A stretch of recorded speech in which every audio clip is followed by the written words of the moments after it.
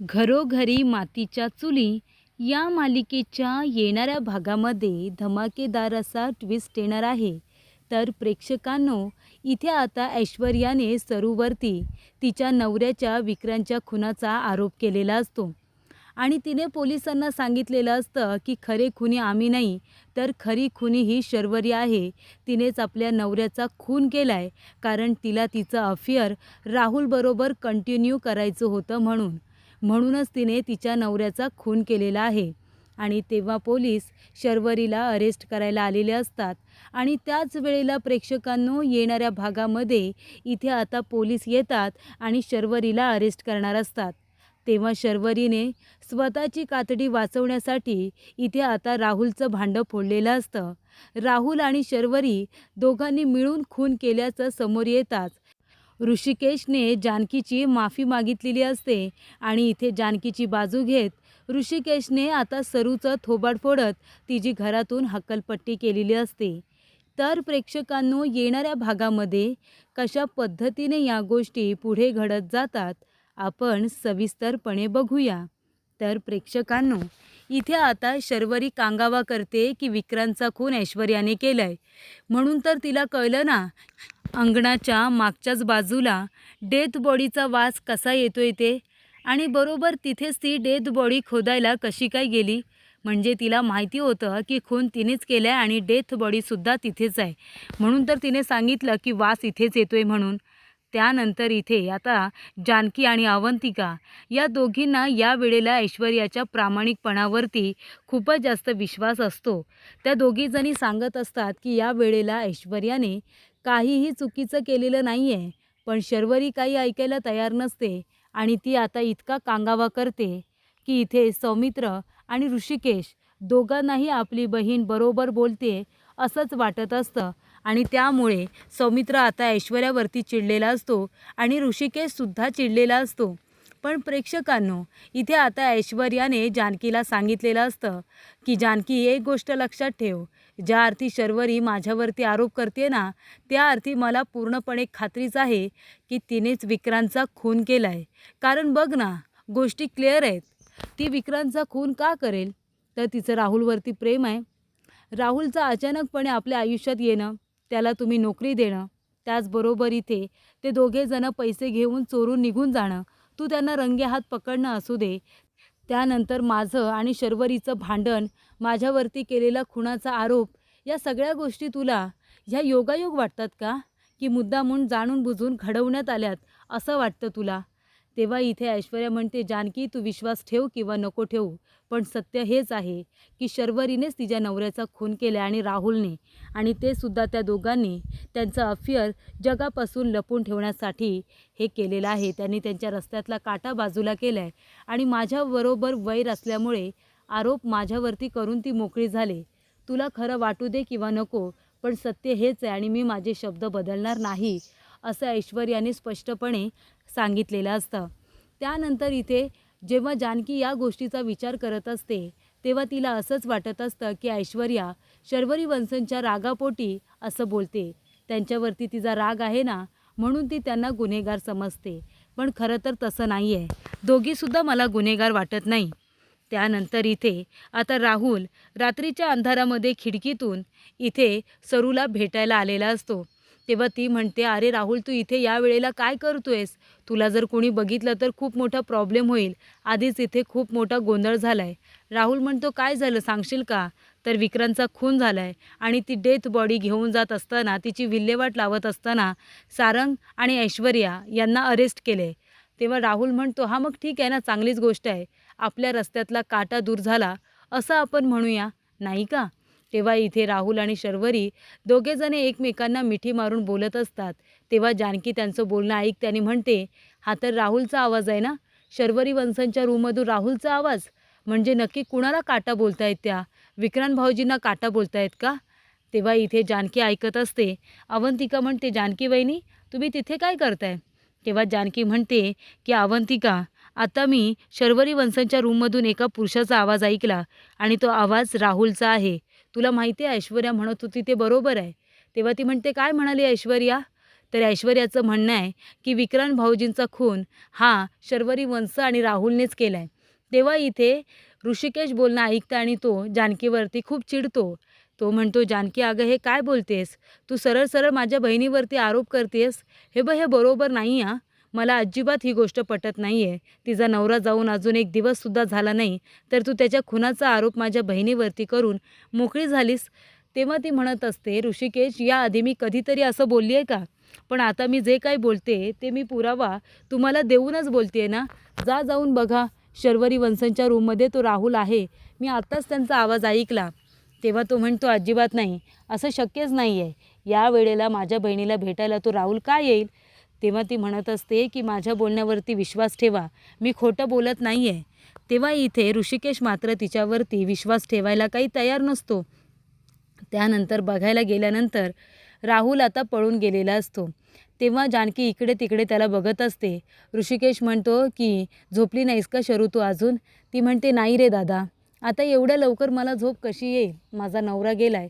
त्या दुःखातून मी कशीबशी स्वतःला सावरते. झोप काय विचारतोयस तू? झोप तर मला नाहीच आली."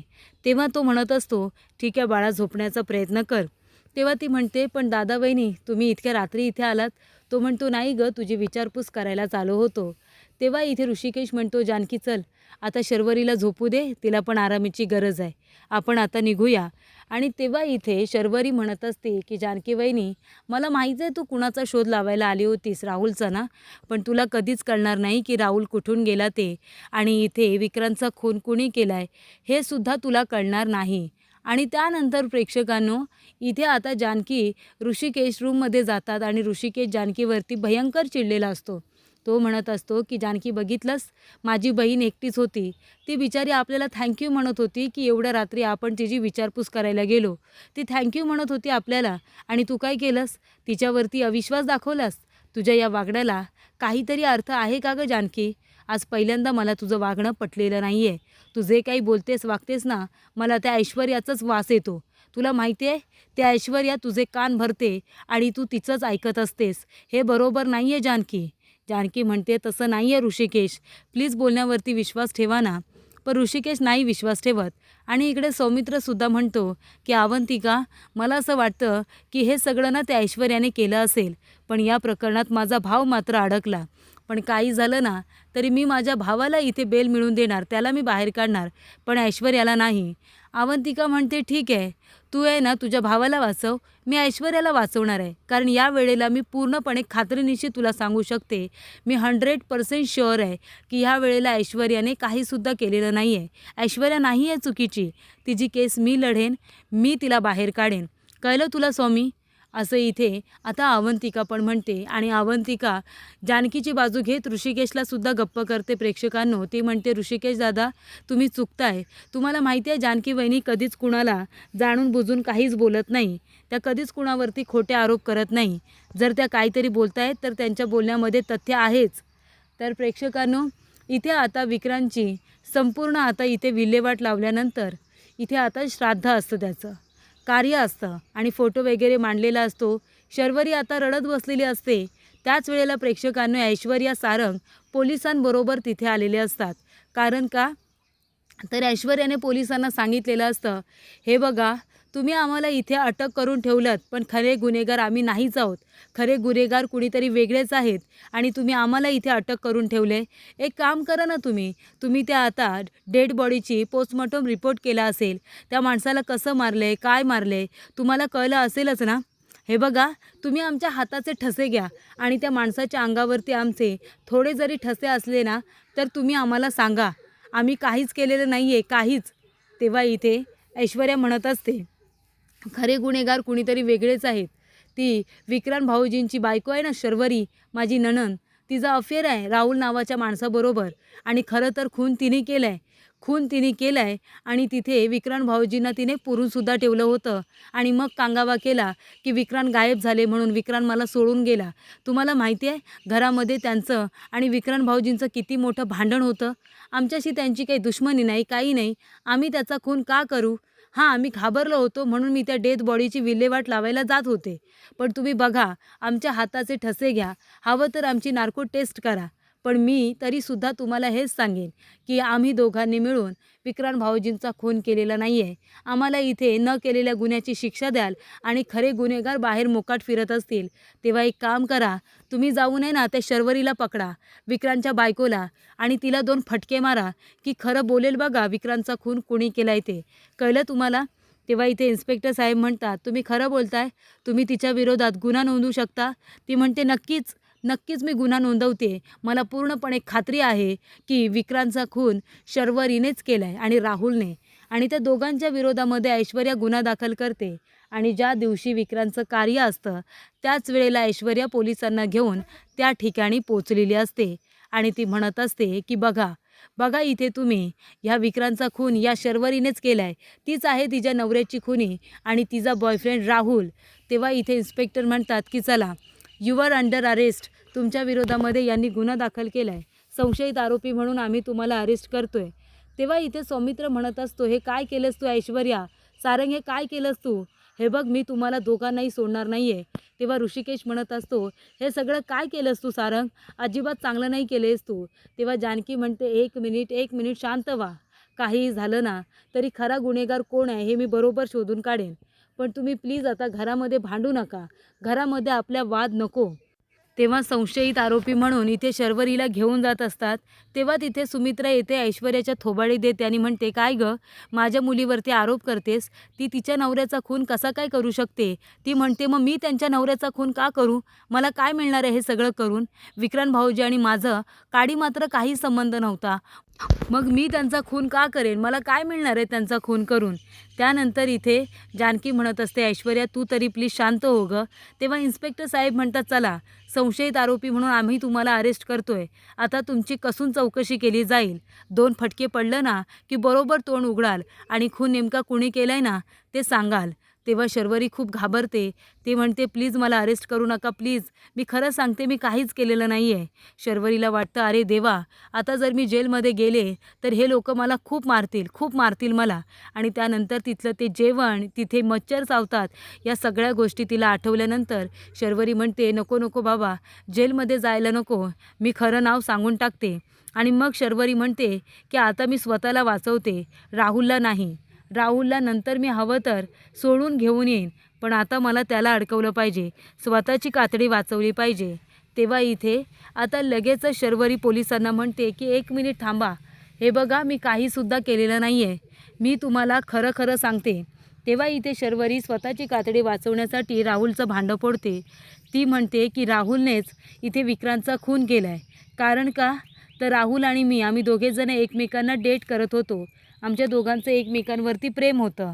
पण इथे ही विक्रांतला गोष्ट सांगायची नव्हती. मला भीती वाटत होती, म्हणून ही गोष्ट मी विक्रांतपासून लपवून ठेवली होती. पण त्यानंतरला इथे विक्रांतने आम्हाला दोघांना रंगेहात पकडलं आणि त्याने माझ्यावरती आणि राहुलवरती हात उगारला आणि तो ही गोष्ट सगळ्यांना सांगायला जात होता. राहुलला हे मान्य नव्हतं. राहुलने त्याला अडवण्याचा खूप प्रयत्न केला, पण चिडलेला विक्रांत काही ऐकला नाही आणि त्यामुळेच राहुलने रागाच्या भरामध्ये इथे त्याचा गळा दाबून त्याला मारून टाकलं. तर अशा रीतीने इथे आता घडलेला संपूर्ण प्रकार शर्वरीने पोलिसांसमोर सगळ्यांसमोर सांगितलेला असतो की विक्रांतनेच इथे आता आम्हाला अडवण्याचा प्रयत्न केला. तेव्हा राहुलनेच विक्रांतचा गळा दाबून त्याची हत्या केली आणि मग ती डेथ बॉडी आम्हाला लपवून ठेवायची होती. पण आम्हाला आमच्यावरती नाव यायचं नव्हतं, म्हणून मी आणि राहुल, आम्ही दोघांनी मिळून ती डेथ बॉडी आमच्याच घराच्या मागच्या इथे अंगणामध्ये आम्ही पुरून ठेवली, असं इथे आता शर्वरीने सांगितलेलं असतं. तर अशा रीतीने प्रेक्षकांनो, गुन्हेगाराने स्वतःच्या तोंडानेच गुन्हा कबूल करत सगळा आरोप आता इथे राहुलवरती टाकून मोकळी झालेली असते. तेव्हा इथे लगेचच ऋषिकेश जातो आणि शर्वरीच्या थोबाडीत देतो आणि म्हणतो की मी तुझ्यावरती विश्वास ठेवला आणि माझ्या बायकोवरती अविश्वास दाखवला. जानकी, मला माफ कर, माझं चुकलं. मी तुझ्यावरती अविश्वास दाखवला, पण आता मला कळतंय जानकी जे बोलत होती ते सगळं खरं होतं. त्यामुळे इथे जेव्हा आता शर्वरीला अटक करायची वेळ आली तेव्हा तिने राहुलचं नाव घेतलं. पण आता खरी गुन्हेगार तू पण आहेस ना.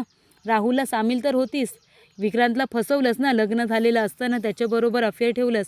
कशासाठी केलंस हे सगळं शरू? अगं, आपल्या आईवडिलांचे हे संस्कार आहेत का? आपल्या घरातले हे संस्कार आहेत काय गरज होती तुला हे सगळं करायची? विक्रांत भाऊजी किती चांगले होते, त्यांचं किती प्रेम होतं तुझ्यावरती, तरीसुद्धा त्याला मारलंस कशासाठी? ह्या 4 दिवसांच्या प्रेमासाठी.